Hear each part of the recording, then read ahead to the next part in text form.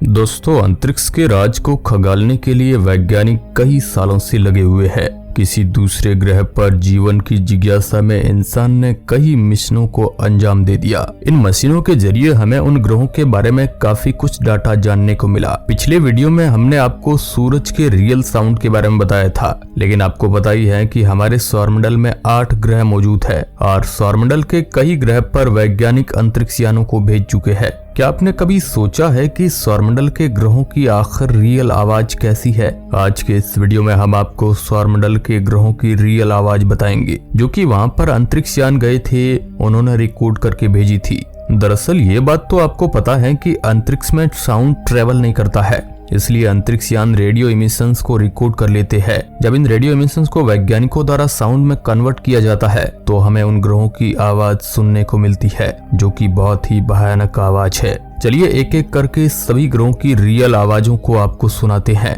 Hello दोस्तों, मैं हूं आपका दोस्त सुरेश सांचोरी और आप देख रहे हैं रहस्य टेलीविजन यूट्यूब चैनल। दोस्तों, हमारे सौरमंडल में अगर कोई बड़ा ऑब्जेक्ट मौजूद है तो वो है सूरज, और उसी की वजह से ही सौरमंडल का वजूद है। सूरज की आवाज हमने आपको जैसे कि बताया कि पहले सुना चुके हैं। अब हम सूरज के सबसे नजदीकी ग्रह बुध से शुरुआत करते हैं। मर्क्यूरी प्लैनेट हमारे सौरमंडल का छोटा और सूरज के सबसे पास का ग्रह मर्क्यूरी बेहद ही गर्म ग्रह है। स्पेस की तरह इस ग्रह पर भी वातावरण ना होने की वजह से यहाँ आवाज का ट्रेवल करना नामुमकिन है। लेकिन अगर कोई इंसान अपने कान को बुध ग्रह की सतह पर लगाकर बुध के वाइब्रेशन को सुनने की कोशिश करे तो जरूर ही बुध की वाइब्रेशन सुनी जा सकती है, कुछ इस तरह।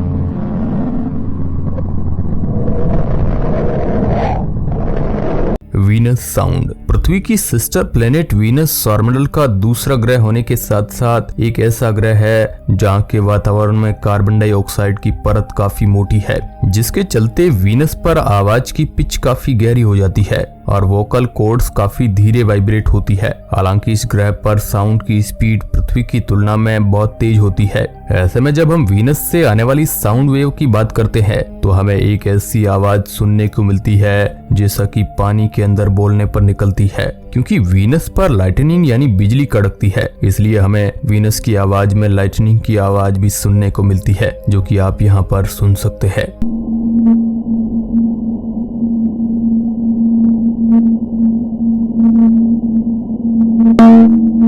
अर्थ साउंड कई अरबों सालों से पृथ्वी ने चुपचाप स्पेस में यात्रा की है। बिना किसी आवाज के हमारी पृथ्वी सूरज के चारों ओर घूमती रहती है। हमें धरती पर भी इसके घूमने की कोई आवाज नहीं सुनने को मिलती है।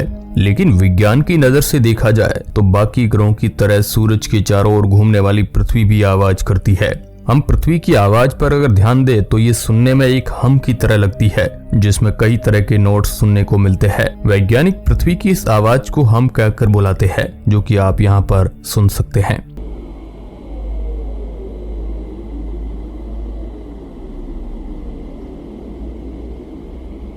लेकिन ये आवाज कहां से उत्पन्न होती है, ये अभी तक रहस्य बना हुआ है। पृथ्वी से निकलने वाली ये आवाज काफी स्थिर है। जब धरती पर किसी भी तरह की कंपन नहीं होती है तब भी ये धीमी सी आवाज चलती रहती है, जो कि आमतौर पर इंसानों की सुनने की क्षमता से परे है। कुछ वैज्ञानिक मानते हैं कि पृथ्वी की ये आवाज इसके समुद्र या फिर हलचल वाले वातावरण की वजह से हो सकती है। अब दोस्तों, इस मामले में हमारा चांद भी पीछे नहीं है, क्योंकि स्पेस का हिस्सा होने के कारण हमारी पृथ्वी के पास जैसे वातावरण है वैसे उसके पास बिल्कुल भी नहीं है। ऐसे में चांद की अपनी कोई आवाज नहीं है, लेकिन सौरमंडल में मौजूद हर ग्रह के पास अपनी एक आवाज है और यह आवाज सुनने में काफी रहस्यमय लगती है। इसे आप भी सुन सकते हैं। Sound of Mars Martian film में भले ही मंगल ग्रह के वातावरण और उस पर चलने वाले तूफान के बारे में बहुत कुछ दिखाया गया हो, लेकिन सौरमंडल में चौथे स्थान पर काबिज ये ग्रह हमारी कल्पना से थोड़ा सा शांत है। असल में मंगल ग्रह का वातावरण बहुत पतला है, जिसकी वजह से वहाँ शक्तिशाली तूफानों का आना थोड़ा मुश्किल है और इस पतले वातावरण के चलते साउंड वेव्स भी एक सीमित सीमा तक ही यात्रा कर सकती है। नासा के इनसाइड लैंडर द्वारा रिकॉर्ड की गई मार्स की साउंड वेव्स हमें इसकी आवाज से रूबरू करवाती है। सिस्मोमीटर से रिकॉर्ड की गई इस वेव को मार्स की हवा और वहाँ की सेस्मिक वाइब्रेशन की मदद से रिकॉर्ड किया गया है। सुनने में मार्स की आवाज काफी टूनेड और मैग्नीट्यूड वाली लगती है, जिसमें गड़गड़ाहट साफ तौर पर सुनने को मिलती है। अपनी क्रेटेड सतह के साथ ये काफी कुछ चांद से मेल खाता है, जिसमें भूकंपीय तरंगे 1 या 2 मिनट के लिए बजती है, जबकि पृथ्वी पर भूकंप सेकंड में आ और जा सकते हैं। सेस्मोमीटर से रिकॉर्ड की गई ये वेव्स मार्स के वातावरण से जुड़े कई खुलासे करती है, जो कि आप सुन सकते हैं।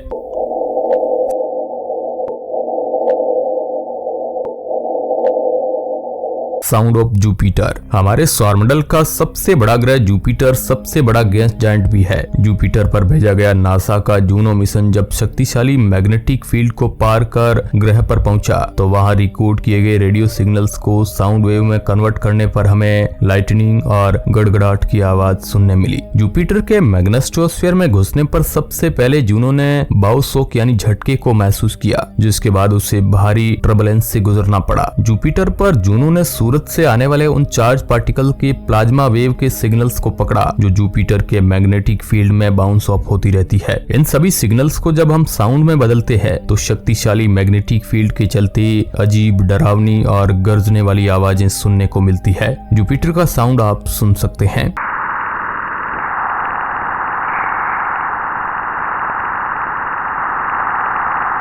आकार में बड़ा होने की वजह से जुपिटर से मिलने वाले साउंड में काफी नॉइस पाया जाता है। साथ ही जुपिटर इंटेंस रेडियो स्टॉर्म को बनाता है, जो प्लेनेट और उसके नेचुरल सैटेलाइट के बीच बनता है। Sound of the Saturn. सौरमंडल का दूसरा सबसे बड़ा gas giant Saturn intense radio emissions का बहुत बड़ा सोर्स है। कसीनी स्पेसक्राफ्ट द्वारा इस ग्रह पर भारी मात्रा में रेडियो इमिशंस को रिकॉर्ड किया गया। ये रेडियो वेव्स ग्रह के पास मौजूद अरोराज से बनती है। सैटर्न पर बनने वाले अरोराज पृथ्वी पर बनने वाले अरोराज से मेल खाते हैं। इन रेडियो वेव्स को साउंड वेव में बदलने पर हमें सैटर्न की जो आवाज सुनने को मिली, वो काफी चौंकाने वाली है, जो आप भी सुन सकते हैं।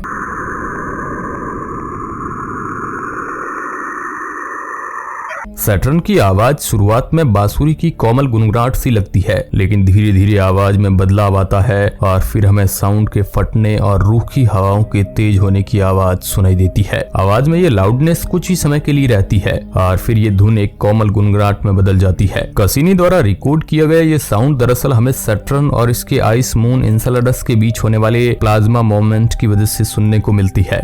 Uranus sound. बाकी ग्रह की तरह यूरेनस से भी हमें इलेक्ट्रोमैग्नेटिक सिग्नल सुनने को मिलते हैं। इन सिग्नल को सबसे पहले वॉयेजर ने कैप्चर किया था। इंटरस्टेलर स्पेस की ओर जाते हुए जब दोनों वॉयेजर ट्विन सौरमंडल के बाहरी हिस्से से गुजरे, तो उन्होंने यूरेनस और नेपच्यून से आने वाले इलेक्ट्रोमैग्नेटिक वाइब्रेशंस को कैप्चर किया। नासा ने वॉयेजर से मिले डाटा को साउंड वेव में बदला, तो हमें यूरेनस से आने वाली आवाज का पता चला। 13 रिंग और बहुत सारे स्पेस डेब्री से घिरे होने के कारण यूरेनस की आवाज सुनने में गूंजती हुई लगती है। एक गैस जायंट होने की वजह से ग्रह से आने वाली आवाज खाली वैक्यूम की है, जो भी आप सुन पा रहे हैं।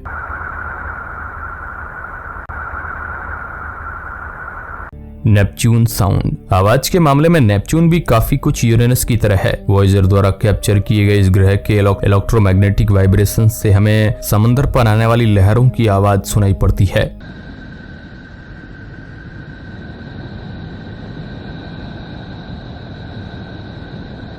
ये जो अभी आप सुन पा रहे हैं, ये नेपच्यून की आवाज है। चलिए अब अंतरिक्ष की ओर आगे बढ़ते हैं और ब्रह्मांड की शुरुआत की आवाज को जानते हैं। Sound of beginning of universe. इंसान ने स्पेस एक्सप्लोरेशन में काफी तरक्की की है। हमने हमारे सौरमंडल में मौजूद ग्रहों की आवाज का पता तो लगाया ही है, साथ ही यूनिवर्स की शुरुआत में उत्पन्न हुई आवाज का भी पता लगाया है। वैज्ञानिकों ने 13.8 बिलियन साल पुरानी रेडियो को कंप्यूटर सिमुलेशन की मदद से साउंड वेव में बदलकर यूनिवर्स के शुरुआती दौर की आवाज को भी जानने का प्रयास किया है। हालांकि हमें इसमें पूरी कामयाबी तो नहीं मिल सकी है, लेकिन अब तक हम बिग बैंग के 4 लाख साल बाद की रियल आवाज को पाने में सफल रहे हैं। जब कॉस्मोस के शुरुआती मिलियनरी की आवाज को 20 सेकंड में कंप्रेस करते हैं, तो हमें संगीत की जगह पहले कम गड़गड़ाहट फिर भारी आवाज सुनने को मिलती है, जो कि ब्रह्मांड के पहले तारे के निर्माण की आवाज को दर्शाती है। तो ये थे हमारी सौरमंडल में उत्पन्न होने वाली वो रहस्यमय आवाजें जो कि ग्रह से ताल्लुकात रखती है। इन आवाजों से हमें ग्रह की फिजिकल प्रॉपर्टी और उस पर काम करने वाले फिनोमेना की गहरी जानकारी मिलती है। स्पेस में वातावरण न होने की वजह से कई आवाजें ऐसी है जो हमारी पहुंच से परे है, लेकिन इलेक्ट्रोमैग्नेटिक वाइब्रेशन इन रहस्यों से पर्दा उठाने में एक कारगर कड़ी है। हमें अंतरिक्ष की रहस्यमयी आवाजों से जो रूबरू करवाती है। अब इसके ऊपर आपका क्या मानना है, कमेंट के माध्यम से हमें जरूर बताएं। वीडियो के अंत तक बने रहने के लिए आपका बहुत बहुत धन्यवाद।